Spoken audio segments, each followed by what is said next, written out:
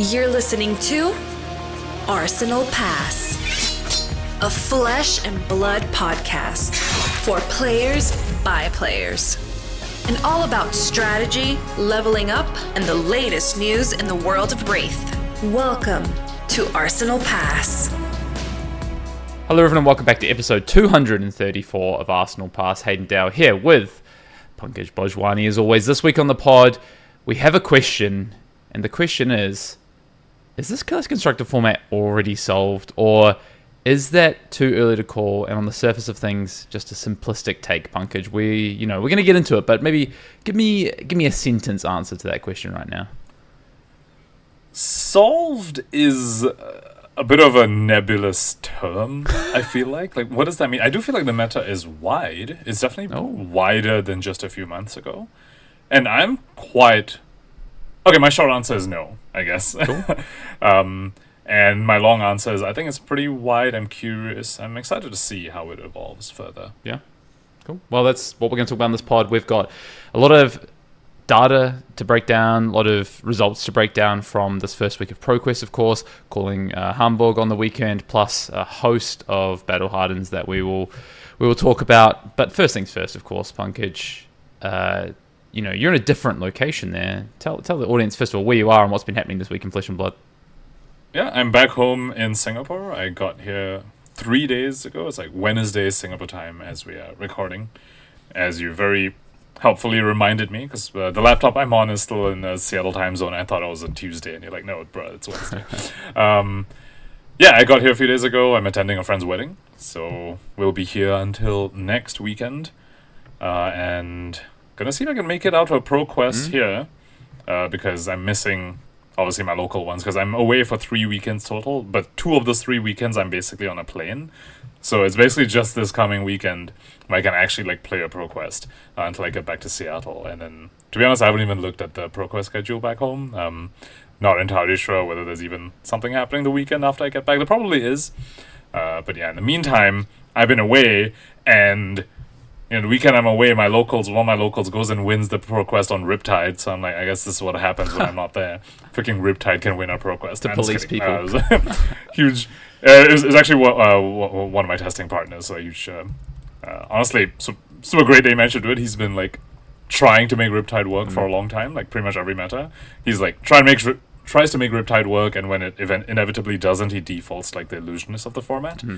But this time he managed to take it on Riptide, so that's pretty sweet. But yeah, that's what happens in my locals when I'm not there. Yeah, hey, a broken clock is right twice a day, as they say. So it's awesome. Love to see wins on rogue heroes. Yeah, for sure. How's your week been? Good. I've just come off a longer extended weekend here with a holiday this past Monday in Australia, or in my state anyway. So got out to a Pro Quest on Sunday. Didn't go particularly well for me, honestly. I wouldn't say I was able to prep a lot for the first week of Pro Quest and definitely looking to get more games under my belt for the coming weeks. I think what gives me confidence is I feel like I had a really good handle on what the format was going to look like this past weekend in terms of what the decks were to be, what the best decks are, how to approach the format. I think just underprepared. I lost my first round to a Verdance. I think the matchup was just... I played Cindra, first of all. There you go, I played Cindra. Yeah, and Cindra is nuanced. We've had this discussion the past few weeks. The deck, it is a red line ninja deck, but there is a lot to learn about the sequencing and how to make it optimal. It's not... it's not as easy as Fi. I would say Fi was a little bit more straightforward to me, especially if you're on links. Mask of Momentum adds quite a bit of skill ceiling to the deck. Definitely does. And I know in the first round I lost 4 or 5 points of value during that game. So just not good enough. Yeah. Not having. I've played a little bit of Cindra, especially in the lead up to Singapore, but ultimately I wasn't really vibing with the deck and swapped to Slippy in the end for Singapore, which I was super happy about. But I wouldn't say Cindra is particularly my style, so I also need to put more effort into making sure that I'm playing it efficiently and effectively. But yeah, so lost that. I think the matchup is actually really interesting now, and I a matchup that was previously, I think, really favored for Cindra is just not the case anymore. I think die roll matters a lot in that matchup as well.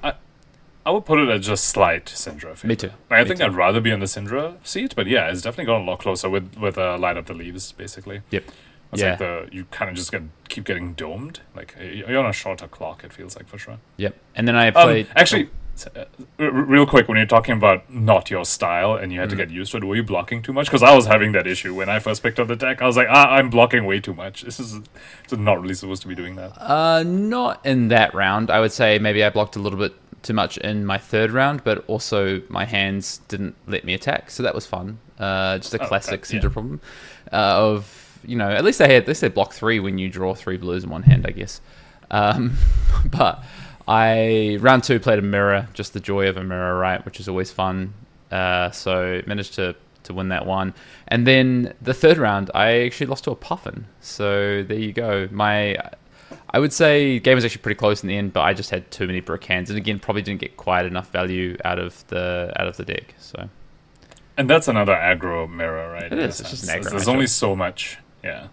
There's only so much agency you can have sometimes. For sure, and probably the reason a lot of the time I shy away from aggressive decks in this game, even though I'd say early on in the days of this game I played a lot of aggressive decks, but the aggressive decks I tend to be Rune Blades, because of the split damage, because of some of the more, like you say, the more nuance in the way the deck plays, and some of the I guess recovery you can pull off with some of the hands, whereas I feel like a lot of the redline decks just don't have some of that. And there's other reasons, they have other strengths and things like that, but they just don't necessarily play to my strengths. So yeah, all in all, I think I would play, honestly, I would play Cindra again.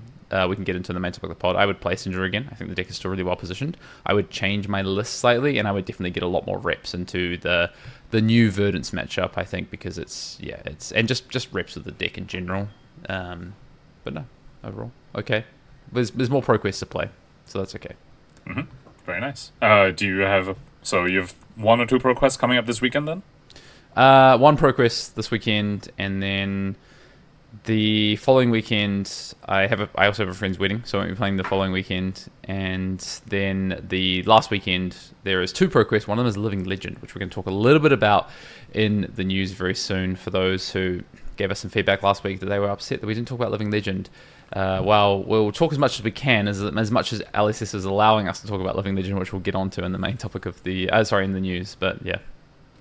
When I saw that comment last week that we were having this discussion of what to play to Pro Quest, and the comment was saying we didn't touch on LL, I did feel really bad. I was like, oh my god, I fully forgot actually that LL Pro Quests are happening.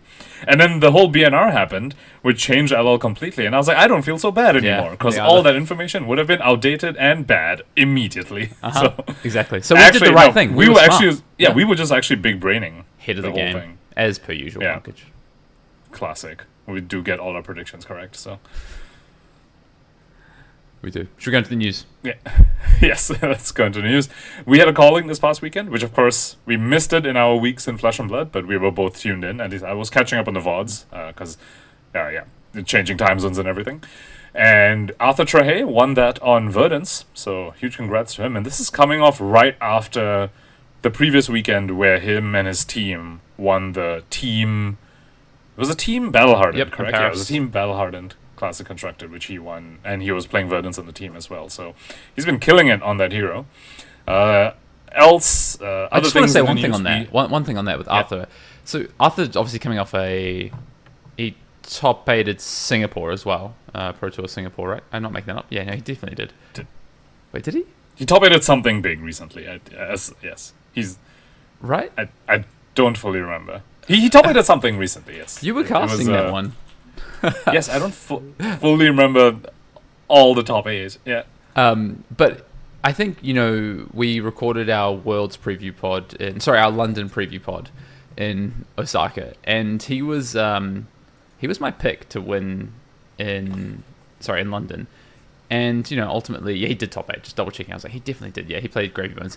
Was my pick to win London. Ultimately didn't top 8, but his teammate on the exact same 80 cards won the event. He goes ahead and top 8 Singapore. I think Arthur is one of... And I don't think it's really up for debate. I think Arthur is one of the best players in the world. But I think he is... I think he's top 5. I think when I watch Arthur play, his approach to the game is next level. his skill set for navigating games, and I think Verdance suits him so well. I'm glad he's landed on playing a deck like Verdance. Not that Gravy Bones doesn't suit him well. I think that also, and he played Gravy to the top 8 in Singapore. But these sorts of decks, I think he just does so well with. And I think he's just one of the best players in the world, honestly. I expect him to top 8 another Pro Tour very soon. Yeah, I felt that way the first time we saw him play, right, at LA. I was like, this guy understands resource management to a level...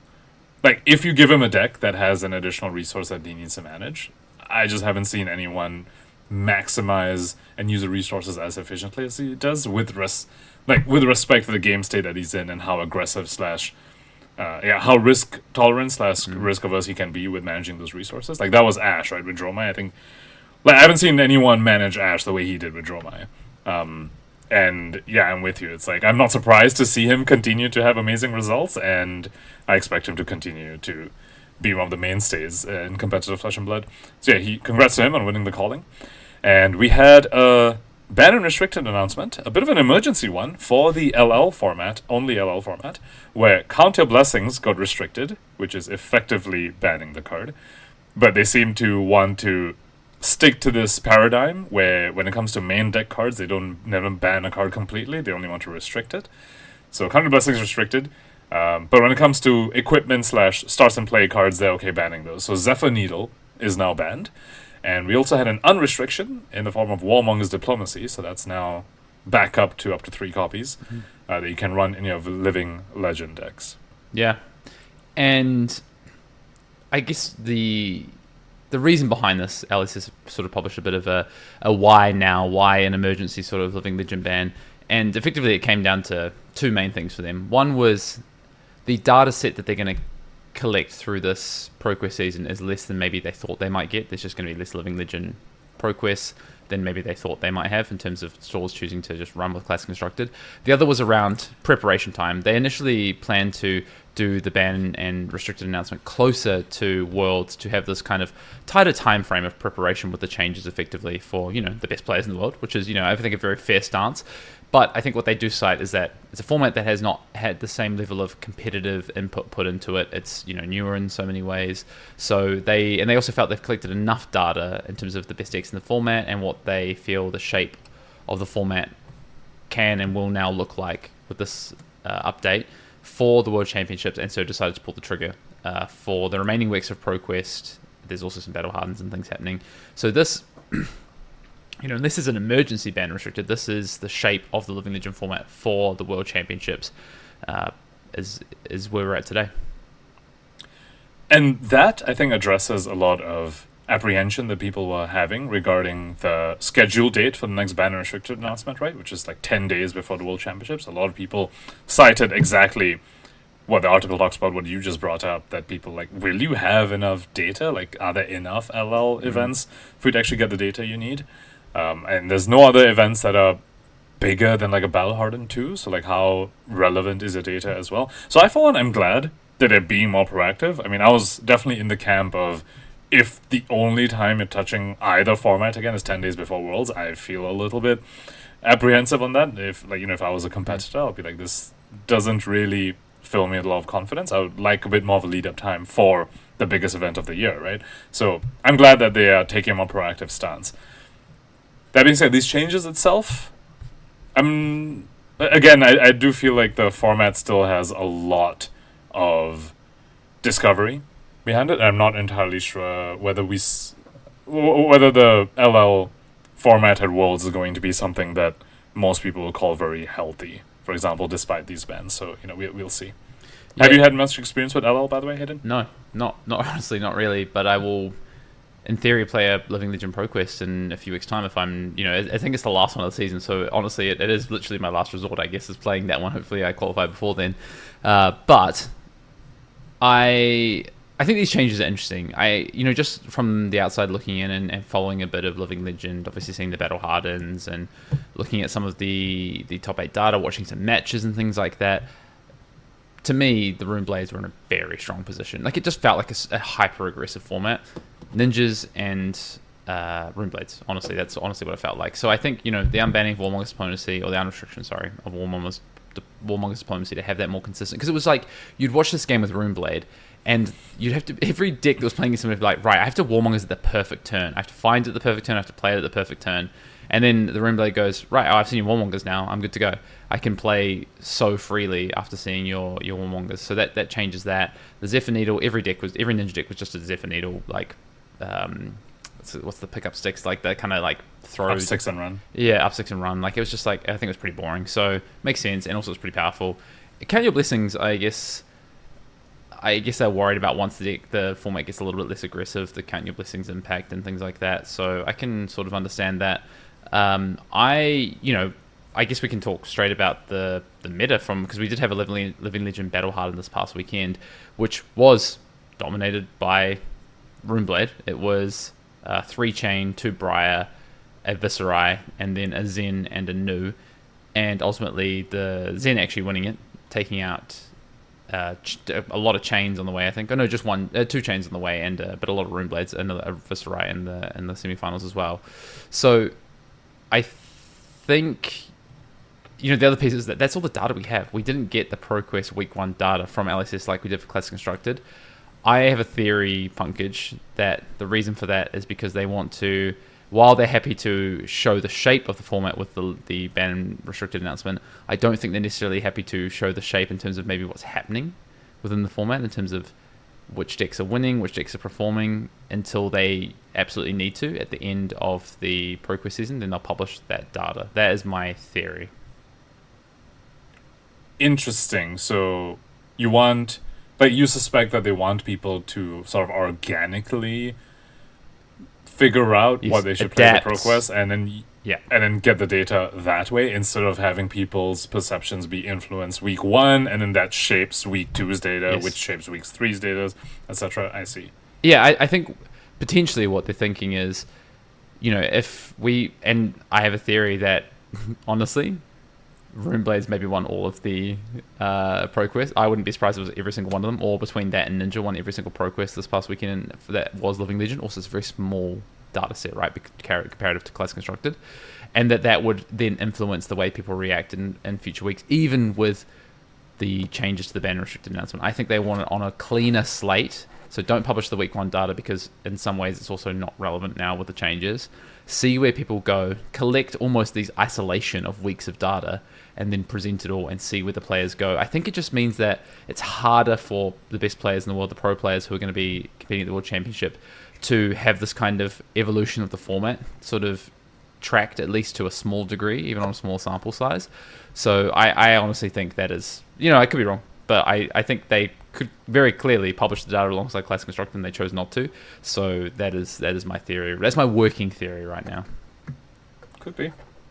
I could also see them being like, yeah, we just had a BNR. Those Pro Quests were played pre-BNR, so doesn't matter. Or to your point, it's just there's so few, it's like, what's the point? One thing I'll point out, I didn't really have a take. To be honest, I kind of forgot again that they didn't publish the LL results until you pointed it out. I was like, yeah. Well, wonder why. I don't know. Well, on World Tour Weekly with Mr. Martin Bay, he did say, I will have the data for all the Living Legend Pro Quest season at the end of the season. So nice. There you go. So that and I imagine they'd probably split it up and be like, this is week 1, and like separate it from like the following weeks, probably, because that's pre-BNR. Yeah, probably. Makes sense. We'll see. I imagine they would at least do that, if not by week. I guess what I want to maybe just quickly end on in our Living Legend discussion, would like to do some justice to our friends out there who are interested in Living Legend. Maybe you've got Pro Quest coming up this weekend. What do you play?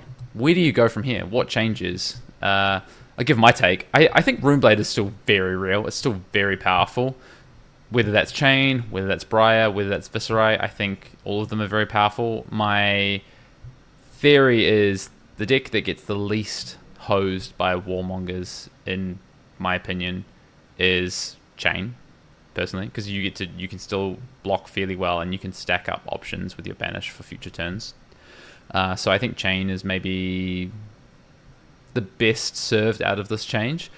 I think Starvo has got to be back on the table, though, with 3 Warmongers in the deck and sort of a bit of a hit to the Runeblades. So I think that's where I'll be looking. The other thing that then stands out to me with maybe the Zephyr Needle banning is a disruptive deck. Like you might like this, Pankaj, like an Icelander, potentially back on the table. Might be, maybe not, but I could see it being true. So I think, Starvo would probably be my front runner, but I think there's some other options out there to consider.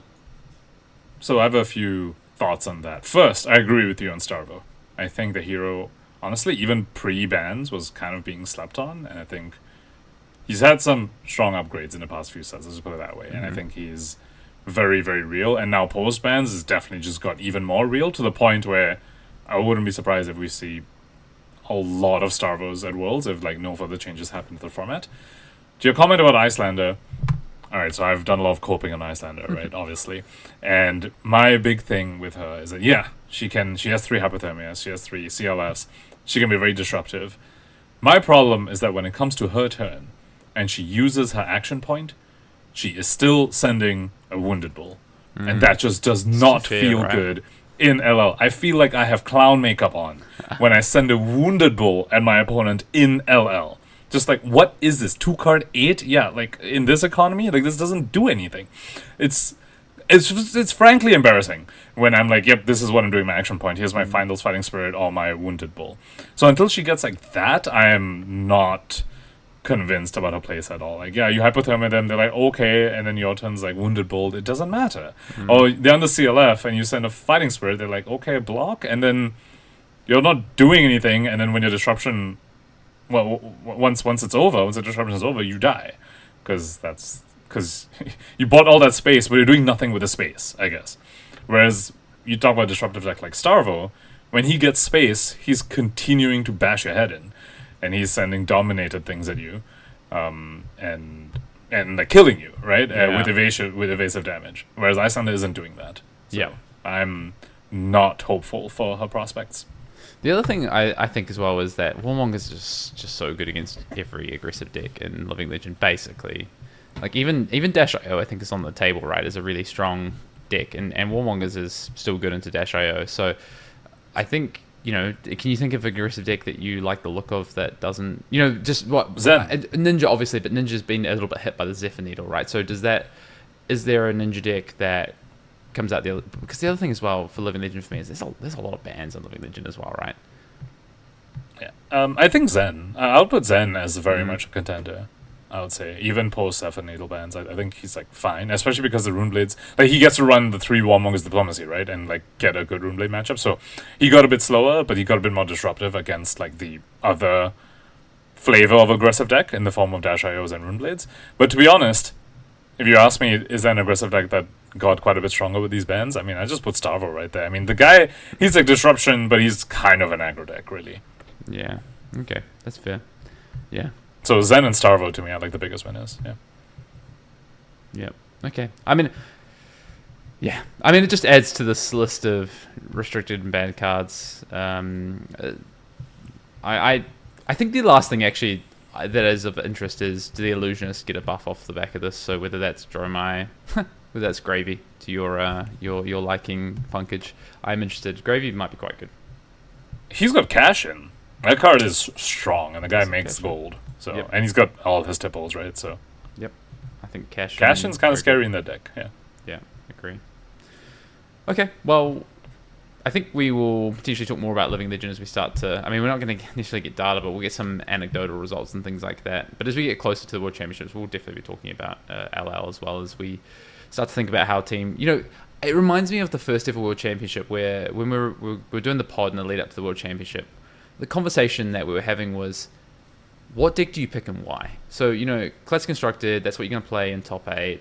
It's, if you make top 8, it's also kind of the corner of this format. But it got to the point of what do you play in Living Legend? Is there a mini metagame happening in Living Legend because it's a multi-format event and all these other things? So we'll be discussing all that, I'm sure. In the lead up to Worlds, for sure. Yeah, I'm looking forward to it. And hopefully once we get some data as well from the Pro Quests. Mm-hmm. Mm-hmm. Right, Commander Cookout time. If you want to get your questions in for the Commander Cookout, please do so. You can drop them in the YouTube comments below. Let us know it is a question for the Commander Cookout. If you're on Spotify, you drop them in the Spotify comments.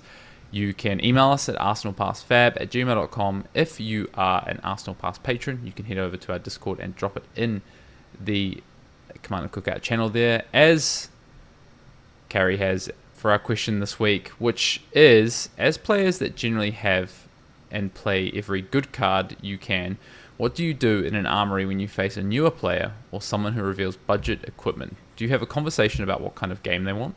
Do you just decide to play suboptimally, pull punches, pretend you don't have armor? I know there's not one answer to this, but I'd love to hear your thoughts about how to play a fair and fun casual game when you have bought a high power deck and your opponent hasn't. Or do you just stomp them? I don't prefer this option personally. Yeah. So my answer to this question, I want to separate the gameplay, like what's happening in the game, from the way I'm interacting with my opponent, which I think are different things. So, in the form of my gameplay, I don't change my decisions in-game based on that, but my whole approach to how I'm interacting with my opponent definitely changes. It becomes a little bit more, depending on the vibe, because I've had fully new players who are playing budget-friendly decks, and that's different from not a very new player. Like, there's a player who's like competitive in nature and has experience with the game, but is still using a budget deck, and these are all kind of different, right?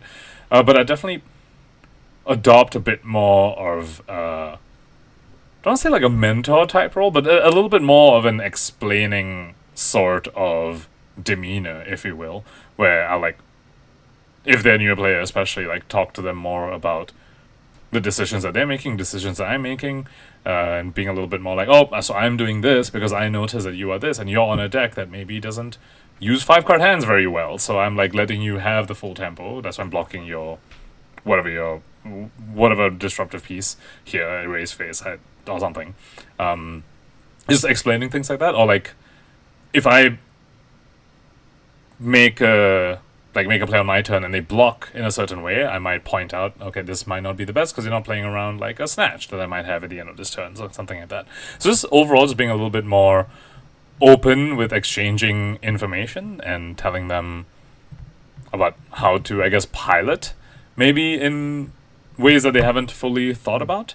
But yeah, in terms of the actual like gameplay decisions I'm making within the game, I don't really change that. Hayden, what are your thoughts on this? Yeah, I mean, honestly, really aligned. Regardless of whether they're playing a budget, so I separate a little bit. Whether they're playing a budget deck or not doesn't really influence my decision. I'm still going to... I play every game to win. I play every game to the best of my ability because I also just don't think I'm doing a service to my time and my opponent's time if I'm not, honestly. But what I will do is if they're a newer player, I will, like you say, give them the opportunity to maybe change a play or, something that I think is, if we're talking about something, or especially if they're really engaged as well and they're asking questions about like, oh, is this a good way to do this, or should I think about this differently? Like, I will always offer my advice, and as long as it's wanted, right? And have a conversation and try and coach a little bit, because it's, I love this game and I love seeing people get into it. I think, if it's someone who's just playing a budget deck for the fact that that's what they own and that's how they show up and play their armories, and they're not newer, then that kind of goes away. That newer side goes away, the way that I might interact with them. But I'm still playing the exact same way, right? Like, I'm still playing to win. What I might do is, honestly, if we might play a game, and if the game's over and they might want to play another game, for instance, or I don't know, like they might be like, oh, can I play this game? Like, I've had people before who have like played a game and they're like, oh, I'm like just in the process of upgrading this deck. I'm about to get like this card, for instance. I'm like, oh, do you want to play? Like, do you want to proxy that card and play another game afterwards? So you're like learning the hero with that card, for instance. And my opponent's been like, yeah, sure. Or like, oh no, it's fine. Like I've had players do that with. There was I played against a gravy player and they didn't have a dead threads. I'm getting a dead threads this weekend, and I was like, cool. Do you want to play another game as if you're dead threads, so you can learn how to play the deck with the dead threads? There's just things like that, I think. So yeah, that's kind of how I approach it. To me, I just think pulling punches or playing suboptimally, whatever. I don't think that really helps the person get better. You know what I mean? And if that's their goal is to get better, or they're playing budget to enjoy it, I just don't think that really services anyone, honestly, personally. I definitely had that proxy thing with shelters for sure. A few months ago, like I was on Marinette, and then opponent was like, oh, I haven't got my shelters yet. I was like, yeah, just pretend your Fate Force is the shelters, all good. Yeah. Like, it's like, yeah, like, who cares, for sure. I do want to tangent on this real quick regarding just price of the game, which is something that I felt since Super Slam release, which didn't really have an opportunity to talk about because it wasn't like part of our main topics, but I think it's a great tangent here. huge W that Super Slam had these Earth reprints. Yep, agree. Honestly, go look at the prices of like Fellings and Plows right now. Big win there for the game, and I think that was like, I do want to recognize that this was a particular pain point with the reprint policy, like the past few sets. Like, everyone's been like, hey, we need some of these high price point Majestics to be reprinted, and then they reprinted like a legendary Command and Conquer, or like a Fable, I don't even remember what it was, and then they reprinted like legendary Codex of Frailty, and we were like, this is not what we asked for. And now we have actual, not alt art Fellings, just default art Fellings and Plows, reprinted properly, black border, not white border, just an actual reprint. And I just want to say, yes, this is what we wanted, and I want to recognize that they have made that change, and it is worth commending. I agree. At the same time, I do want to. It is it is slightly blemished by the fact that there is a very playable Fable in the set, which is one of those things which I would say I'm not like very thrilled about, and I know many people aren't either. Which, in a sense, is going against the rest of this, where it's like, yep, they're finally reprinting these high valuable Majestics in a way that we wanted, where this thing, which actually the pull rate seems it's very generous pull rate, at least from my anecdotes. And I guess the price on TCG Play also like reflects that, right? Where the prices of the Plows and the Fellings have significantly gone down, which would imply that the pull rates are generous, so that's nice. But yeah, this set has a playable Fable. Not too big of a fan of that, but that's a separate conversation. I do want to commend the fact that we got the reprints the way we wanted. It's not a legendary alt art thing, just a proper reprint. Yeah, and it's had the desired effect, right? Which I think is great. Like, it's now had the desired effect. One thing I'll just tangent off what you said about the playable Fable. I think what's great is, a Felling, a Plow, really cornerstones of an Earth deck, right? So making these cards accessible is great. I don't have too much of a problem with the Fable. Yes, it is playable, I agree, but it is not the cornerstone of a deck, and so I'm more okay. What I think is really important is that, if people want to play on a budget, you really got to make the game accessible with those cornerstones. So I think to your point about the Codex thing, don't love that, because that's a cornerstone of a number of decks, and I think that card needs to be accessible, right, in that regard. Whereas, and the Fellings and the Plows, great. But something like a Fable, or even a particular legendary that might not be as cornerstone-y, I'm kind of I'm okay with that, even if they are good cards. Like, I'm trying to think of a card in a deck where I'm like, if that was legendary, I'm like, the accessibility of, I don't know, maybe it's like an ally, a particular ally in Gravy, where it's like, you can still play like the deck at 90% without this ally. I don't know. Even the Dead Threads to, actually, never mind, don't worry. That one is pretty mandatory. Yeah, Dead Threads is kind of mandatory. Yeah, I'm still not a big fan of massive playable Fables, especially coming off Riches as well, which is, when it's a one-off, it can't be a cornerstone, but there is a marked difference when you're playing Gravy or Marlin without Riches, for Riches example. is the biggest impact Fable, I think, in terms of, like, alongside Eye for Kano. I think exactly, and I think Riches, huge impact. Exactly, I just typically not a big fan of that sort of design. And Authority of Attire is not on that level.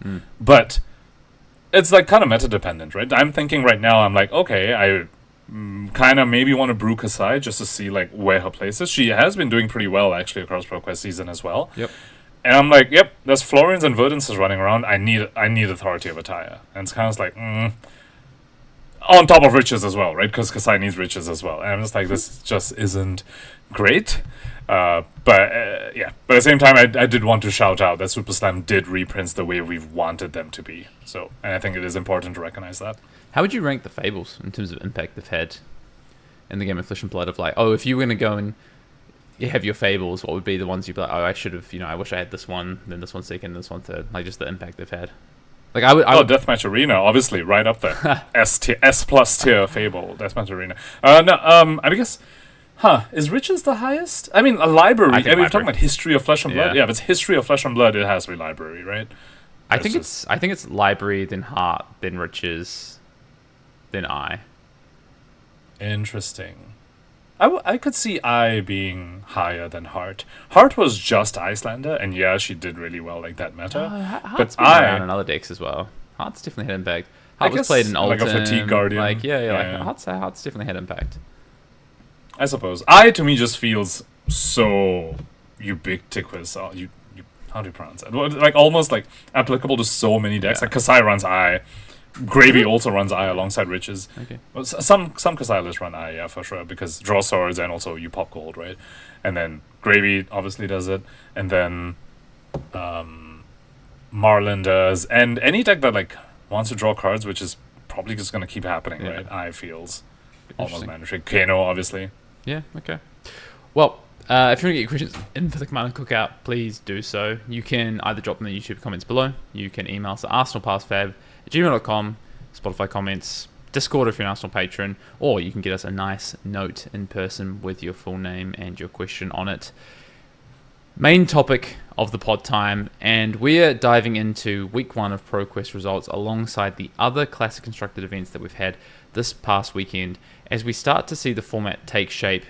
And we have some questions to answer about this format, and we want to talk a little bit about, where we go from here as well in terms of the decks to look at for Pro Quest this weekend, the following weekend, and how the format is starting to shape up. So I think, Pankaj, we just get straight into it, and we'll talk about calling Hamburg, we'll talk about some of the Battle Hardeneds that have happened this past weekend, but I think, first of all, let's start with what most of us would have played this past weekend if we played events, Pro Quest and Pro Quest week 1. And I want to talk through just the results and then get your first initial thoughts and feelings, any surprises, is it what you expected from the winners of Pro Quest Yokohama week 1. So Gravy Bones was the hero with the most wins this past weekend, 15 wins, but closely followed by Cindra at 14, and then not far off that is Verdance. There are double-digit winners this past weekend, and then you have a real sort of close-knit group there. Florian with 9 wins, Kasai with 8 wins, Kano with 6, KO with 5, Dash.io with 5, and then we really drop off into sort of 3s, 2s, 1s. But really, I would look at it as the top 3, Gravy, Cindra, Verdance, the next group being Florian, Kasai, and then the next group, Kano, KO, Dash. So I just want your kind of thoughts, your initial reaction to what we saw in week 1. The top 3 doesn't surprise me at all.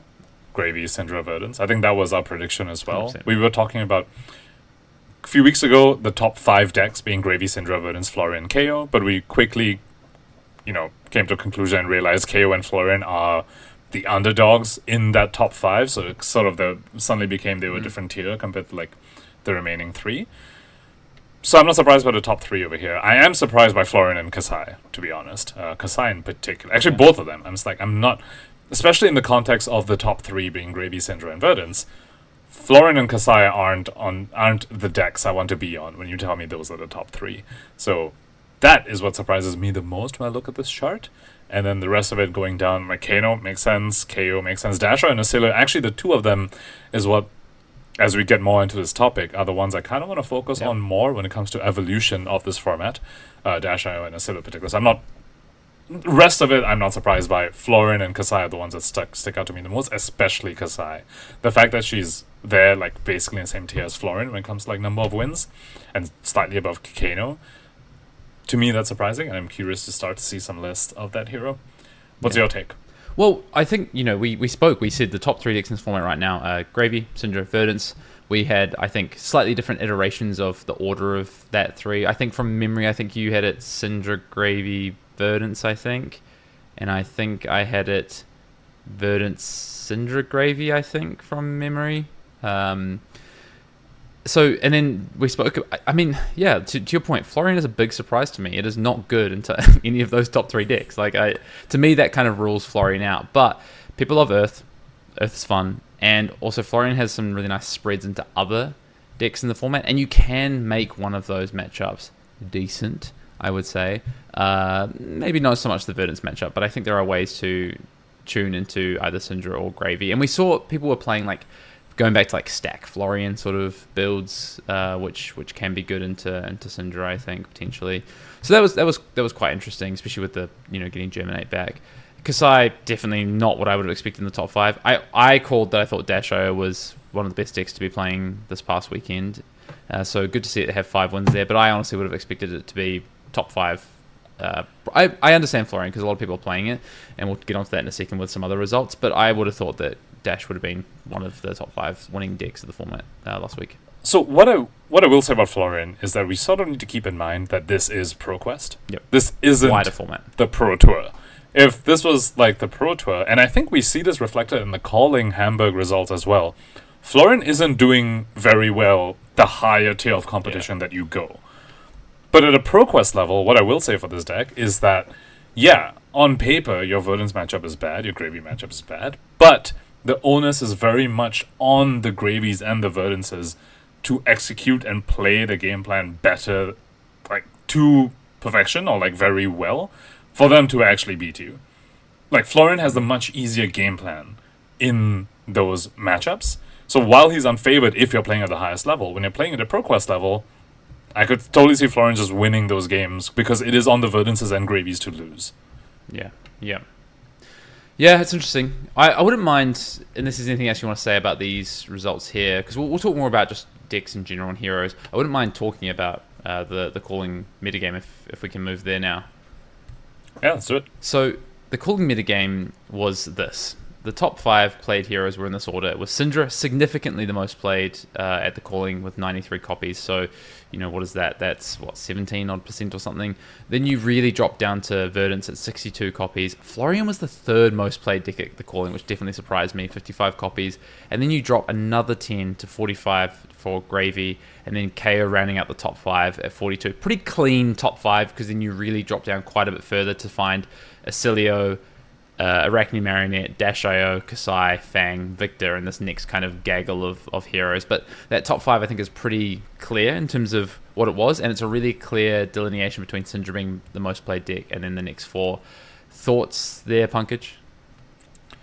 So one thing first, set some context. This was a 584 player calling, which is massive. This was a very, very big calling. Thoughts on that? I mean, Cindra being most represented made sense. Gravy being that low did surprise me, and actually over the weekend as well. Another thing that surprised me about the Gravy representation is the players that weren't on Gravy, and I particularly mean the Armory team, right? That whole gang of players, of which Justin Koo was a part of, and just the weekend before we saw him make the finals of Calling Shizuoka on that deck. So I was expecting that whole team of players, those world trotters and everything, to be on Gravy still, but players like Brody Spurlock and Jacob Clemens were on Verdance instead. I think a lot of Team Armory pivoted to Verdance away from Gravy. That was what surprised me the most as I was tuning into coverage this past weekend.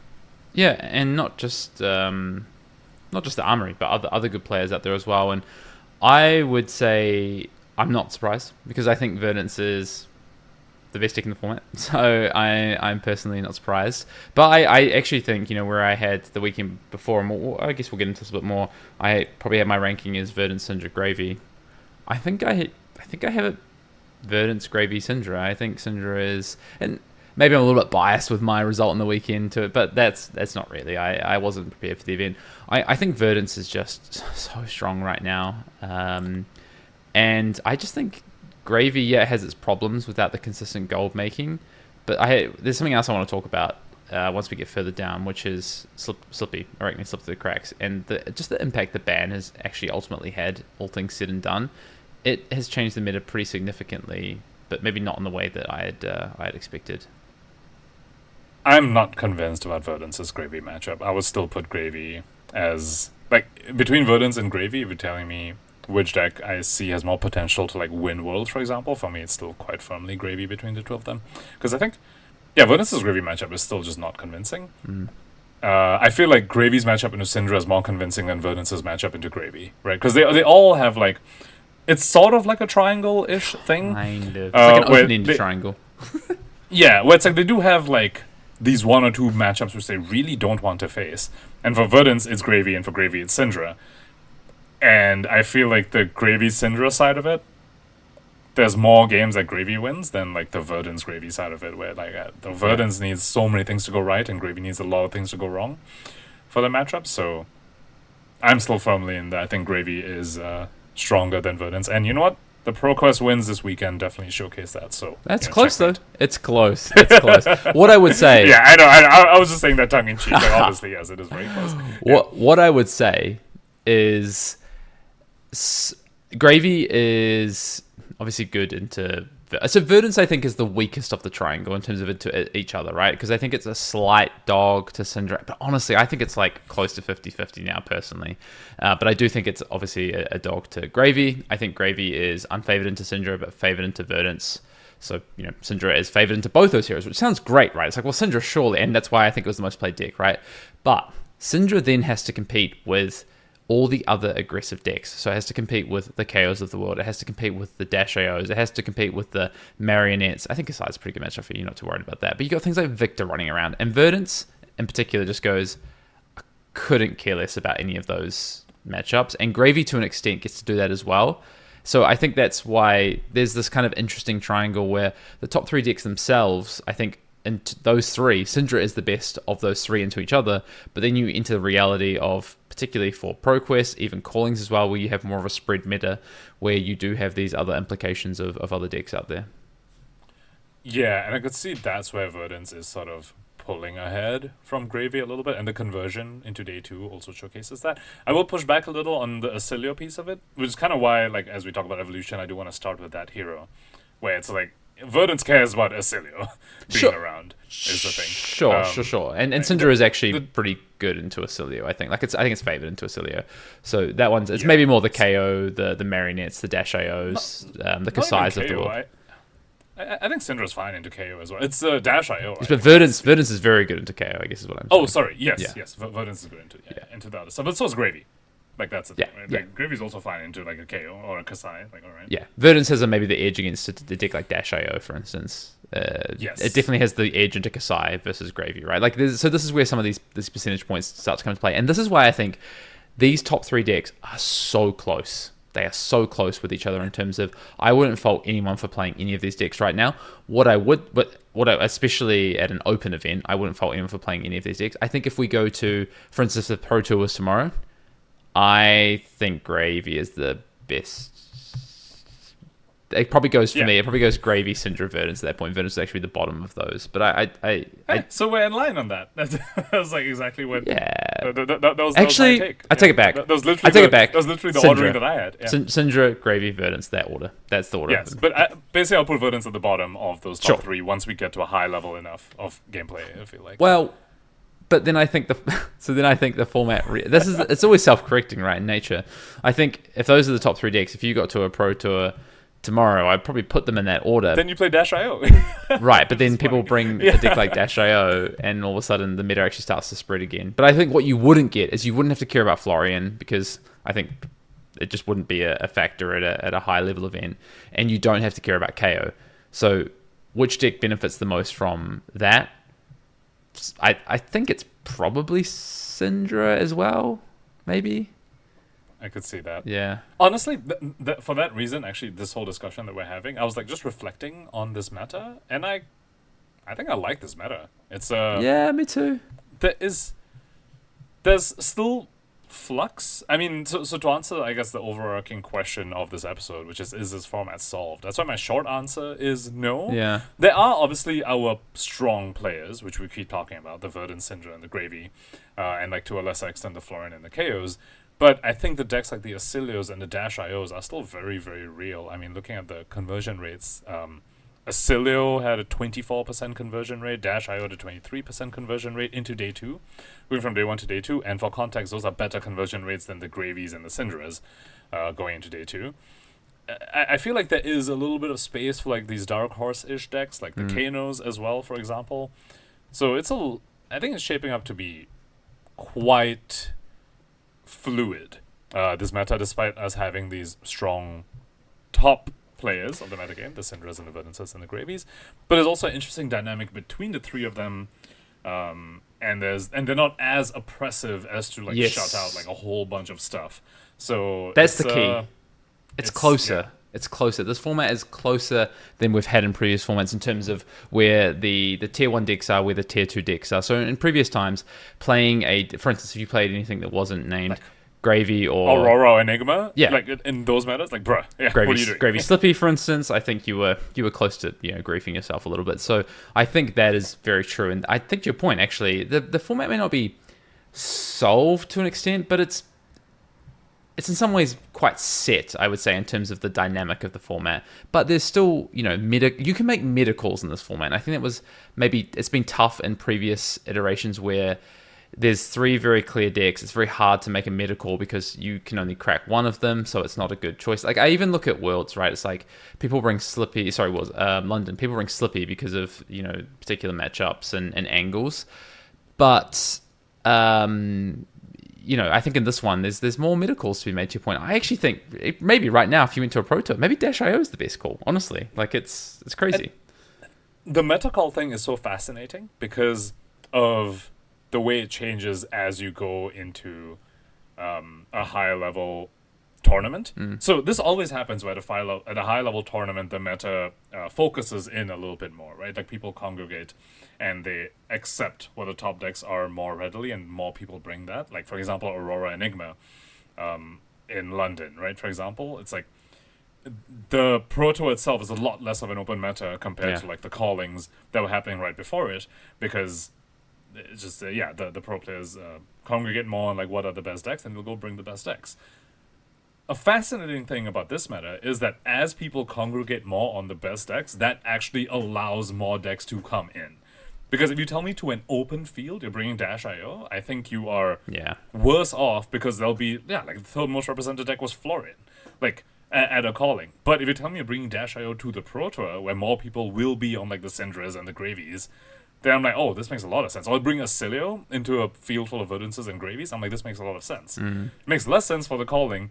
So it's a bit ironic where it's like, as the meta focuses, it actually becomes wider because more of these decks can come in because people aren't bringing stuff like Florins and KOs. Yeah. So it's pretty cool. I think that's what's making this meta quite fascinating for me. I do think the funny thing with all that, though, is that at the end of the day, when you think about what deck you should play for Pro Quest, it does make me land on, you should probably, if you want to win, play one of these top 3 decks, because if you go rogue, although the gap is closer than maybe it has been in, I should rogue, but go to one of the non of these top 3 decks, although the gap's been closer than it has been in previous metas, ultimately you're still giving up points, probably because of how spread the format is, and how, you know, it's like you say, it's Dash.io, oh great, I paired into Florian because it's being represented well at this, or I paired into, you know, Dawnblade Dorinthea, or what, you know, whatever. It's like, okay, unfortunate.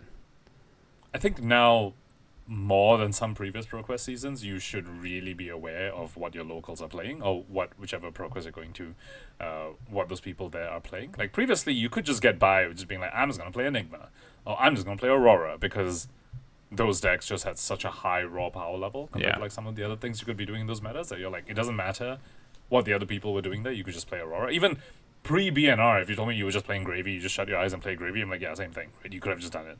It's fine.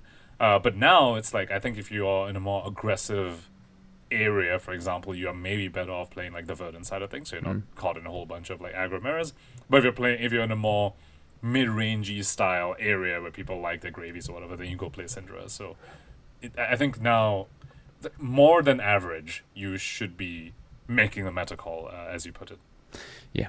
Let's just quickly touch on these conversions you sort of spoke about, and we'll go through what made it through to day 2. And, you know, from those top 5 decks, Cindra had a fairly poor conversion rate. It was the most played deck, but it only converted 11 copies, 12%. So my thought process on that is, basically, I think, so on the flip side, Verdance converted the most. So it went from the second most played to the most converted. It converted at 33%. Cindra went from the most played deck to second most amount of copies in day 2, but quite a low conversion rate. And my theory is personally that I think that matchup has just gotten a lot closer. And so Cindra's, you know, dominance and angle into something like Verdance has fallen away. Yes, you're good into Gravy, but Gravy wasn't that represented, right? There's more Florians, so, you know, not necessarily an amazing matchup. Plus, you're dealing with all these mirrors of like the, you know, aggressive mirrors, which maybe Cindra's slightly favored into, but, you know, yeah, you're slightly favored into KO, you're slightly favored into Oscilio, but then you've got Dash.io, which I don't think you're favored into. Arachne Marionette, there's Victors running around. There's all these sorts of things. So that's my theory there. Betch, what you're thinking? Yep, I'd agree with that. Also, I mean, as the most represented hero, your win rate will just suffer. That's something we see time and time again. The most represented hero rarely has the best conversion rate, right? Because that's everyone's picking it up. Yeah. And as we've already discussed, the hero does have more nuance than like a typical ninja. You can't her power level isn't up there with like Zen in his prime, for example, where the deck can just fully carry you. You do need to sequence it and pilot it to get those extra points of value. And often I found that her games do come down to that. So yeah, she's like more skill expressive, and she's highest represented. It's not too surprising to me. Yeah, a couple other ones I want to call out. Gravy, fairly solid conversion rate, 18%. I think that's a you're starting to get into a good territory of conversion rate there. Oscilio at 24%, Dasho at 23%. Yeah, some of those other aggressive decks you're seeing be go-to options. Kano had a 25% conversion rate. The last one I want to call out, so those are some of my highlights. Florian, 7% conversion rate. One of the worst alongside Vincent and Kasai and Fang and Marionette. Actually, interestingly, the one Fang that made it through to day 2 top 8'd as well. That's always interesting. Oh, right, yeah, Fang top 8'd. I forgot about that. Yeah, I mean, I don't want to bash on Florian even more. We've been bashing on him for like the past 3 weeks. Oh, you want? Okay, go ahead. Floor's yours. I mean, I really like the hero, but it's not Florian's time, unfortunately. Yeah. KO as well. KO at a bad conversion rate. I don't know whether you pointed that out, but 7%, same as Florian. Just like... That's the thing. We spoke about it. Florian and KO. We spoke about it last week. We said it. These are not the decks. These are the ones that have been the last 2 decks in the top 5, and in our view, they have dropped off. Now we were talking last week about Kano. About I think we said Dasho was the 4th. That felt to us like the easy sort of 4th deck, I think, in this format because of its angle into the top 3. Then we spoke about Kano and Oscilio, I think, and we touched on something like Dorinthea, for instance, which did have a good conversion rate on the weekend, 23% conversion. I still think Dawnblade Dory is in a fairly good spot. But yeah, I think that's just the reality of the format right now. Wouldn't mind talking about top 8 just to go off the back of this conversion rate as well, because we did have a very interesting top 8. So we did have 2 Verdants, we did have 2 Cindra, we did have a Dasho, no Gravy in the top 8. We did have an Oscilio, and then to round it out, we had a Fang and a Victor. No Gravy in the top 8 was surprising for me, especially given the previous weekend's Gravy performance, and of course his Pro Quest season performance. That was surprising to me, but when you look at, again, a lot of the top players, even Arthur Trohe, right? He is a very good Gravy player. We have Jacob Clemens, Brody Spurlock. All these players have moved on to Verdance instead of Gravy. So I'm like, okay, cool. I feel like no Gravy in top 8 is sort of maybe a little bit explained by that, where it seems like those high-level players, which is, you do need to be at that caliber to perform well on the deck. The deck, again, also doesn't just carry you. It has raw power level, but it does come off the back of you need to pilot it excellently to be able to get the value out of that deck. And so if a lot of those players that have the most experience have moved on to something else, like, okay. To me, that sort of explains a little bit his absence from this top 8. Fang and Victor, I'm kind of like, whoa, like, that is shocking. Like, how did you dodge the Verdances, basically? Yeah, I'm also very interested. One thing I will say as well, to your point about Gravy and the skill expression and the difficulty of that deck, I actually think this format is just a very skill-expressive format. Skill expressive.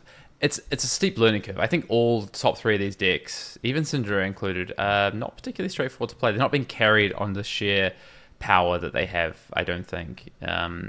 So actually, I personally would argue that maybe not now with the Tipple ban, but Gravy would have been of those 3 decks maybe the one that just got carried off sheer power the most. But I think post Tipple ban, maybe it's a little bit different. But Verdance might be even easier to pilot than Cindra in some ways. Yeah, yeah, I agree with that. I could totally see that. And also, coming off the back of that, when it comes to skill expression as well, I think there are also a lot of deck building considerations for these decks when it comes to like tech cards. There are lots of little tweaks you can make to gain edges in some places and lose edges in certain places. For all 3 of these decks, we want to respect the Cindra mirror a little bit more, for example, in your Cindra list, and having the understanding of where you're giving up your edges and how you can make up for them, and what your game plans are for these different matchups. So, like the Verdance Gravy matchup, for example, we have seen a variety of game plans, I would say, like on stream. There is let's just try and race you with Tall Arcane and kill you as soon as possible, versus like there's like set up potions thing, like Jacob Clemens was doing on stream. There are game plans to be figured out. There are these sideboarding choices and decisions to be figured out as well, and I definitely agree with you. This is shaping up to be quite a skill expressive format in general. Yeah. One last thing I want to do before we just want to touch on some Battle Hardened results, and then a couple of last questions about what next in this format, what you're eyeing up, what you think might happen in the next couple of weeks, is I just want to talk about the top 16 of Hamburg as well, because I think we often focus on the top 8, but in reality we had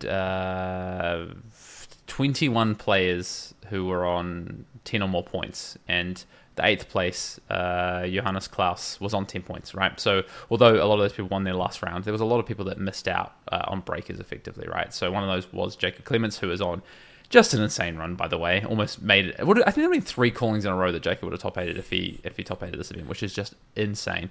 So one thing I do want to just quickly touch on is what was happening in those that were so close, the top 16 effectively. Verdance for Jacob, Dash.io, also these names, Alex Chitu, Dash.io, a Dorinthea, a Dash.io, a Gravy, a Marionette, another Verdance, another Gravy, and then, interestingly, there's a KO underhanded cheat in Puffin next, but a lot more Verdance and Gravy in this next lot of groups. So it was really close, right? We didn't see a Gravy, we saw the 2 Verdance, but, things break a different way, and we might have seen another Dash.io, we might have seen a Gravy, and then we might have seen more Verdance. So it is very interesting. Quick tangent over here, since you brought up KO underhanded cheat. I mean, and the fact that it was in the top 16, it does seem like he's sort of shaping up to be perhaps the best hero from Super Slam, which is something I would not have expected, but it's kind of interesting. I guess, what are your general thoughts on Super Slam, I suppose, with respect, like the meta and the impact it's having? It hasn't?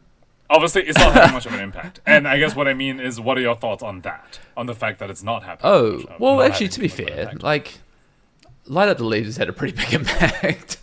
So, the format has had a fairly big... The funniest thing is right now, genuinely, Light Up the Leaves has had the biggest impact on this format. It's even the new Brute cards, and there's a lot of them, and not the cards that have had the biggest impact on this format. I think that will change, right, as we go along.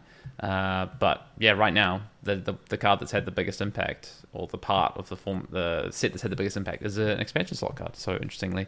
I'm okay with it. I think it's a big change comparative to what we saw with Gravy coming in the last format, to not just have one hero come in and immediately be a player. I think, it'd be great to find a balance between that, because I think it's been hard to find the balance. If we go back to previous sets, it feels like a hero has either had immediate impact or it's had no impact, and it's been hard to balance. I think probably, I think Slippy was probably the best in terms of a hero that's had balanced impact. It had a bit of impact at the start, then kind of fell away, then was an option for London, and then kind of became this one of the best decks in the format. So I think it's been hard to balance. But I would, if we're going to go 1-for-1, it's nice to maybe take a step back on just an immediate impact of a brand new hero. I like it, and actually I will push back a little bit. I don't think it's been difficult for them to find the balance. If I look back, Rosetta, for example, Rosetta drops. Florian, Verdance, Verdance and Oscilio are like doing nothing when Rosetta drops. Florian's a little bit there. He's doing all right at like some local events and stuff like that. Aurora was like strong, was immediately having a bit of a place, but not oppressive. She was just a strong aggro deck of the time. She was like nowhere near like what she became at like London, for example, right? She was a strong deck. I think that was a solid landing for that set. And then Verdance and Oscilio slowly, Oscilio's wanted as zero cost shocks. Verdance honestly came out, was just like, there's so many pieces missing. Now she has Everblooms and a lot of Leaves and whatever. Ring of Roses. And she's having that impact. Florian too had his time to shine earlier this year as well, so I think that landed very well. Yeah, good point. I think Hunter landed very well, exactly to your point as well. Cindra drops again. She drops not oppressive, just strong aggro deck right now. Marionette was doing things at local events as well. Slippy then had his time to shine.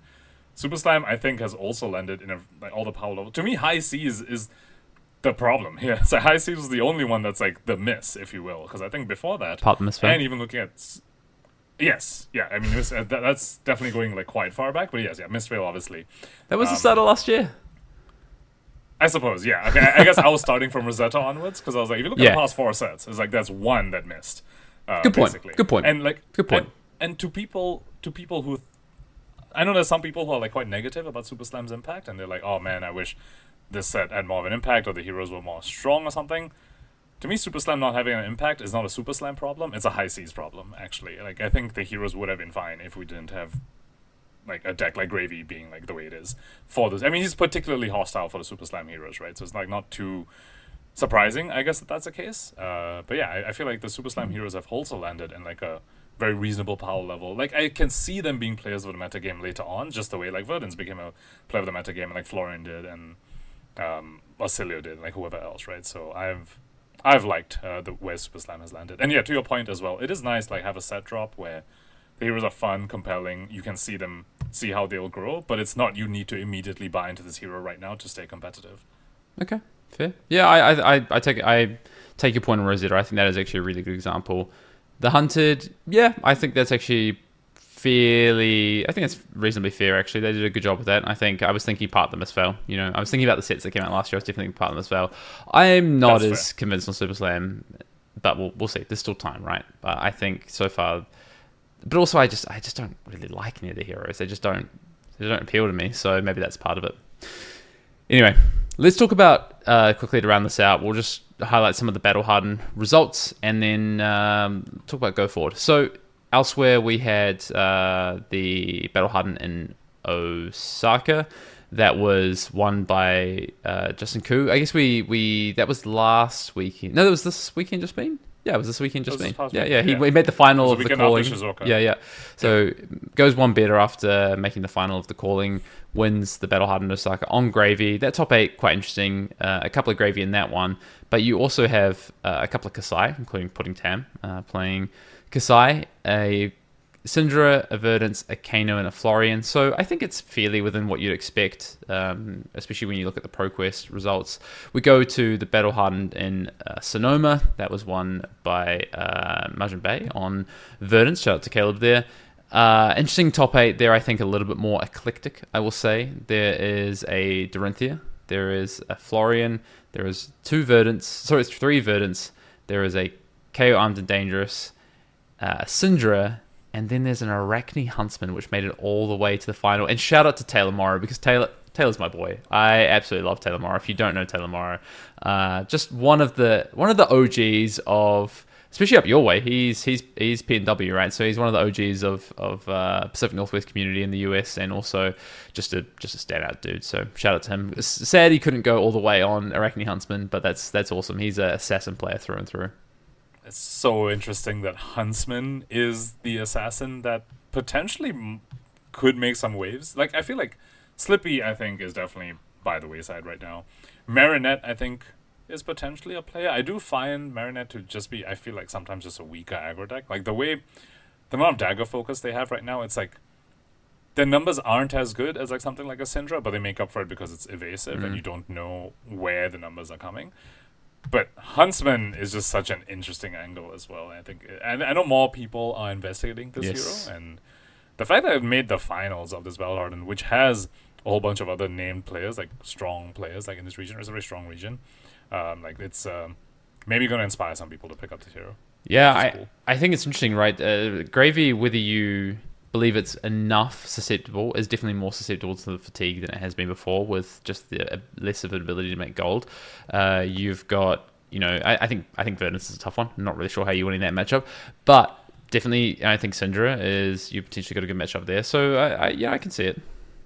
So, I mean, Taylor did win against the Verdance in the quarterfinals of the top 8, right? I know. Yeah, so that's like, I'm so curious, like, what happened there. And then beat Peter Bodensek in the semis. Peter wasn't. I think that's a good matchup for Arachne. Like, as a Cindra, you do not want to sit across the table from Arachne Huntsman, I don't think. Probably, yeah. So, yeah, interesting. But so I think these Battle Hardened results are kind. There's a couple of interesting things to pull out there, pull on threads of, a Huntsman. There's still some Florian showing up here. There's Kasai, like we spoke about, but a lot of Gravy. Dory. Yeah, but we did speak about that last week as well. That is an interesting one. But I just want to say, a lot of Gravy, a lot of Cindra, a lot of Verdance, as we'd expect. But yeah, there's a couple of interesting ones here, like you just said, Dorinthea. And honestly, if I had more time, I'd consider playing Dorinthea this weekend. Yeah, you would need the authoritative attire, definitely, if you want to play Dory in this meta. Just pointing that out. Mm-hmm. But yes, that hero, gosh, I would love to play some Dombe Dory. I did cope up a deck list for Dombe Dory. I put like Dauntless in it and stuff because of all the Earthers running around. I don't know how good that is. I haven't even played it. I just like brewed it, and I was like, I'm probably not playing this, but just have it there because that deck is pretty fun. If you could guarantee me that no Florian was going to show up, I would heavily consider playing Dorinthea. I could see it. You have like good Gravy, good Cindra, and then your Verdance. It's rough, but you play the game. You're not going to have good dash IO. You're good into. I think you're good into Oscilio as well. Like I think you're very good into KO. Like I think it's a big consideration, honestly. Should we talk a little bit about, I guess, evolution of this format? I suppose we're Dawnblade Dory is. I wouldn't put a firm. Yep, the meta is evolving into Dawnblade Dory. I think that's going to realistically very happen. But I think there are some considerations to talk about. We touched on it earlier. I think Dash IO and Oscilio is perhaps where we want to start this discussion on. Yeah, what I would like to do is we don't do tier lists here on Arsenal Pass. We've made that very clear. But what I might do is I think we should group. I think there's a clear grouping. I think there is a bit of a tier. So screw it. I think the top tier right now is these top 3 decks. We got him. Gravy. We got him. He's doing a tier list. Gravy. Hayden coming up. The tiers. Yep. Cindra and Verdance. I think that next group of decks that people can consider are the decks that are inherently powerful or have an angle into the format. I think the problem with the inherently powerful decks, like a KO for instance, is that they are not particularly good into the top 3 heroes. So I think they kind of, honestly for me, get downgraded to almost a 3rd tier, if we're going to put it that way. And I would be more interested in the decks in that second grouping that have an angle into the format. It's the Oscilio, it's the Dash IO, it's the Dawnblade Dory for me, and I think Kano might almost be sneaking in there. Yeah, I would have added Kano there if you didn't as well. Yeah, I think those 4 heroes are stronger picks this meta than the Florians and the KOs. I'm fully with you on that. Yeah, and then the next one for me is that group of decks that are either powerful but maybe don't stack up that well into the top 3 but are pretty good in general, and those ones that are interesting and could be something to look at but have maybe not the inherent power, so they struggle into a lot of other decks. So that's the thing with something like a Kano or a Oscilio in that or a Dash IO in that second tier. They are just inherently powerful, I think, still. Not as powerful as those top 3 decks, but still have inherent power. Whereas in that 3rd tier, I'm looking now towards, personally, I think, Kasai. I think it just doesn't quite have that oomph behind it and has some pretty bad matchups. I mean, I'll put Arachne Huntsman in there, honestly. Let's throw that in there. And I'll put the KO in there as well, I think, and Florian. Those are the decks for me that sit in that next group of decks where I'm like, yeah, they're interesting, you could play them, but I wouldn't recommend it. You are going to probably yell at me for coping too hard, but I would put Marlin in that same tier as well. I actually think Marlin has a very solid matchup into the aggressive decks that people want to bring. You tell me like Cindra or something? We've touched on this time and time again the past few weeks that Cindra doesn't really have a Predator. But if you tell me of a Predator, okay, so there's Dash IO, but who's maybe a Cindra Predator, but I'll put Marlin there as a very firm. Fair. If your local meta is full of a bunch of like Cindras and Dash IOs and these aggressive decks that just want to run at you, go play Marlin and you're gonna have a great time. It's the Earth matchup. I mean, Florian in particular, that's a tough one. Verdance is close. I would give the edge to Verdance for sure, but it's like close. Gravy, you need some tech for it. You're gonna need some of those go-again attacks. Maybe even you want to run the pump that taps them and the allies. I forgot what it's called. Like bring down the anchor or something like that. Drop the anchor. But if you're trying to find the solution for a bunch of these aggressive decks, I actually think I would put Marlin in that same tier, the Florian Kasai tier, where you're like, okay, I guess I would put like the Kasai type tier, where it's like you do a strong thing. It's not like super inherently strong like the Verdances and the Gravies that are up there, but it's strong and it does have half an angle into the meta, I suppose. That's more than an angle than Florian has. So sure, it can live in that tier. The last one I want us to, and then whatever. There's a bunch of other decks that I think probably just don't. Unfortunately, I just don't think the Guardians exist. Like, I know maybe Victor sits in that tier as well because it can have some power. So maybe that's the other deck that slots into that 3rd tier. The one deck that we haven't spoken about and has been a player in this meta since it released and has top-aided Pro Tours, has had this impact, and we've just not spoken about it. Prism. Where the heck does Prism sit right now in these 3 tiers that we've just kind of described, in your view, Pankaj? To me, Prism is previous meta Kano tier, where once people start siding out their 7 power poppers, you bring her, and I think you'll have a good time. But currently, I think there's still Cindras are still running like their Bastions or whatever 7 power popper they want to have, and the side's still running like 3 of them there. I know some of the Earth heroes I've been seeing channel the Tranquil Domain in there, for example. And like, if people are still respecting you, it's really hard. But once they start like cutting that completely, and you bring a Prism, I could see. Like, it's sort of like exactly where Kano was, right? The past few metas, where you're like, oh, people are cutting their Kano hate, and then now you can bring the Kano and surprise people and just juice people. That's where I'd put her. Where it's like, you can juice people. You are firmly in the people have forgotten about me. Time for me to come back and juice them and just sideboard check them, basically. So yeah, that's my take on Prism right now. What's yours? So interesting to me. On the surface of it, when the ban restricted announcement happened, I was like, oh, Prism has surely got to be good here. It just got a buff in its gravy matchup in terms of them losing Tipple, so that's good. Its Cindra matchup is like pretty close. It's certainly not terrible, I think. The Verdance matchup has traditionally, been very good. I'll get to this in a second. It's like, wow, okay, this Florian looks like it probably shouldn't be very good because, like what's happening with the other three decks. And I'm like, right, and I think from memory, Prism is quite good into Oscilio, right? I think from memory. Maybe I could see it. I'm pretty sure it's meant to be. I don't fully know data on it, but I would guess that it's yeah. good, yeah. Oh, like Kano's in a good position. This should be great for Prism, right? And then the reality seems to be that, the Cindra matchup is not that great. I think it's quite die roll dependent. It's like a 45-55, I think, maybe even slightly worse in some ways. The Gravy matchup It depends whether the Cindra brings tech. Like, that's a big part. If the Cindra doesn't bring tech, I think your Prism to your point. Comfortably favored. But if they don't, then if they do bring the tech, then you're kind of like. I think even without the tech, I think it's like slightly Cindra favored at that point. But the reality is, people are still playing the poppers, to your point. And then the Gravy matchup, actually, it's not had enough of an impact potentially with Tipple. The Verdance matchup, post, but like that matchup is not as bad as it once was for Verdance.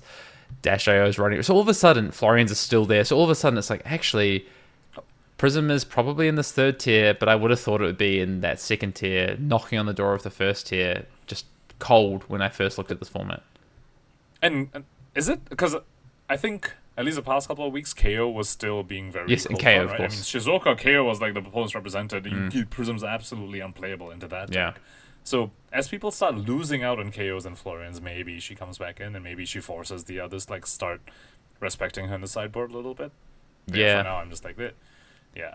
I'd love to hear from a Kevin Murphy or something on current thoughts on Prism, right? Because to me, it's like Prism stock should start to rise. Had a 19% conversion rate in Hamburg, 3 copies through to day 2, only, a handful being played on day 1, but still not putting up great results. So my view would be the stock should be rising, but maybe not.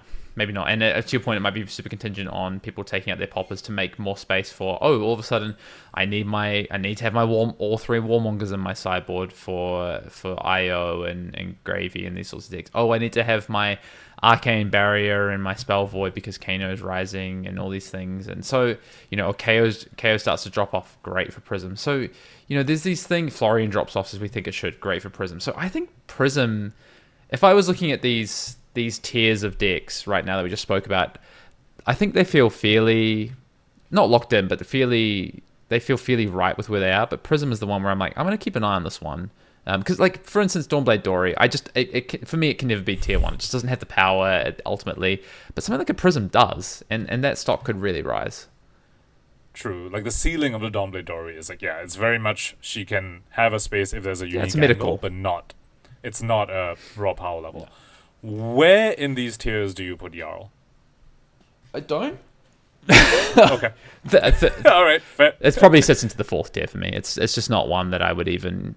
It's the 4th tier is, for me, it's you're putting your Jarls, your Rhinas, your basically anything else that is even remotely playable sits in the 4th tier, and then your 5th tier is your Betsies, your Olympias, etc. Like Fang for me sits in the 4th tier, for instance. Yep, I could see it. Jarl is... I just don't fully get... It seems like his only angle is like fatigue, and I feel like that just... When your only angle is fatigue, you're just putting a large skill check on your opponent. Yeah, you'll win some... You might want to Pro Quest, right? Because of that. Yeah, there's a lot of... You win because your opponents aren't good enough to overcome your fatigue, or don't know what you're up to, or didn't know that that's your game plan to begin with. But once you face opponents that are good enough to deal with that, it's like... I just feel like that's the lower agency side of the table to be sitting on. Yeah, I have one last hero before we wrap up the pod, Pankaj. and a hero that you're known for. Marionette. Where is Marionette in that tier list? Is it out in the wilderness now? I've already forgotten like our tiers. What was the third tier again? Like where do we put Marlin? I'll put Marinette in that same. Yeah, sure. That was the third tier. Yeah, to me Marinette's in that same tier where if you're in an aggressive mirror and people are maybe bringing those aggro decks out of the woodworks a little bit, like we're speaking about Dio and Oscilio as being maybe the first points of progression as his meta evolves. Like Marinette, I'd rather be in the Marinette side of the table when I'm in an aggressive mirror, but not by much. That's the thing. They're no Slippy, right? And with the loss of bonds, they are a bit more of a mathy, like numbers aggro leaning deck with like 1 or 2 turns of disruption baked in, like throughout the course of the game. So yes, they have the edge in the aggro mirrors, but not by an insane amount, where it's like when it was like Slippy Cindra, for example, you feel very comfortable on the Slippy side back when they still had bonds. It's not quite there for Marinette. And then you have the Gravies and the Earths and like the Verdances, where I'm like, that just doesn't feel like a fun hero to be on. Like I feel like I'd rather be on Marlin than Marinette, basically. Because I feel like I have more of a game into like the Earth hero and the Gravy. And I do think I'm better into like the aggro decks than like the Marinette is. So it's like that's fair. Yeah. Is Slippy remotely playable? I have a feeling it might be. Why? My question is why would it be on Slippy rather than Cindra? Well, I mean, it's a great question. I think the answer is you probably would. Well, I guess maybe the answer is because you have a better matchup into the quote-unquote mirror. Like, as Slippy, you have a better matchup into Cindra than 50-50, which is what you have in the Cindra mirror. Is that true? I don't know. That's kind of my question. Yeah, okay, yeah. Like, yeah. In theory, I'm not sure whether that's true. The reason to play it is your Cindra and Dash.io matchups are better. That's the only reason I could potentially see it. But at the expense of your Gravy matchup definitely being worse and your Verdance matchup being worse. So you should, and this is the conclusion people probably come to, you should just play Cindra or Dash.io at that point. But, I'm a sucker for Slippy. Would like to think that it's maybe more playable than it is. But the bonds, this is the thing I alluded to earlier in the pod, I just want to kind of finish on from my side, is in the end, the ban and restricted announcement has basically rendered Slippy close to unplayable, it seems like, and has been a big win for Cindra. And ultimately, Gravy, while it got obviously a hit, right, and was probably the best deck in the format, is the hit that it got was significantly balanced out by the fact that the deck that was competing with it for best deck in the format got a much bigger hit to it in the end. Agreed. There is a hero which I am surprised hasn't made a single splash. Like, I was not expecting this hero to go and start being a very relevant force in the metagame, but I was expecting at least by now like a top 8 for this hero or some sort of showing, and that's Valda. Really? Yeah, I was expecting a little bit from Okay. her. I mean, there's Gravy out there drawing a million cards a turn, naturally good matchup in like Cindra, for example. She's like an aggressive leaning Guardian, she's sort of like, yeah, just this is aggressive leaning Guardian, which can like punish all these decks that are trying to draw a bunch of cards. But Gravy can just not draw the cards. Gravy just has the autonomy to. It doesn't need to. It can just like kind of just set up allies and I don't know. How are you not drawing cards when you put allies in a bin with like your hero ability, which yeah, draws your but card, or Tipple, I just think the punishment is exchange, yeah, but the punishment is just not big enough. I just don't think it's good enough for Velda. Like it just isn't good enough. She has a bit of that thing where your Gravy player can sort of stop themselves from giving you like that third surge, right? Yeah, and then once your Battle Top doesn't have Dominate, and it's like, okay, whatever, like what are you doing? Yeah. Like sure, you got like a couple of resources off your card, your crush card, but if they make sure not to draw enough to the point where like they prevent you from getting Dominate, then it's like, okay. Yeah, you just go, okay. Oh, I block with 2 cards, leak a bit of damage. Oh, I still have an ally on the table. Oh, you have to kill my ally. Right, well, I get a 4-card hand too. Yeah, you can get some Seismic Surges, but I'm developing 2 allies this turn, so good luck with that. Oh, actually, also Chum. Like, just because Seismic Surge start of action phase, like, Chum is just the... Yeah, okay, never mind. And then I'm no longer surprised, actually. Okay. Yep. Well, on that note, your unsurprised note, last question. If you're playing Pro Quest this weekend, would you still be sticking to... You said you play Cindra. Still play Cindra? That was going to be my take, and then I remembered I'm coming to Singapore and probably playing a Pro Quest here, and my understanding of the Singapore meta, if I just look back at like Nationals wins, like they prefer a more aggressive leaning style of deck, is my understanding of the Singapore meta. So I'm actually perhaps leaning towards Verdance, because I know Dash.io is popular over here. I believe the Nationals winner this year was Dash.io, right? Oh, wow. I believe, I and can't last remember. year was Cindra. I think. So given that Dash.io is looking strong right now as well, I don't want to show up on Cindra and just get absolutely blasted by Dash.io, so I'm actually potentially leaning towards Verdance if I end up playing on the Pro Quest here this weekend. But if I was back in Seattle, I think I would have just stuck to Cindra. Fair. I would play one of the top 3 decks. I think for me, the deck that I enjoy the most of that top 3 is probably Verdance, so I will probably play Verdance this weekend. But I would happily play Cindra again, and I don't have enough reps on Gravy. I've played it during testing and things like that, but also with post-ban, I don't have enough reps, so I would personally probably stay away from Gravy, but I think playing any 3 of those top decks is fine.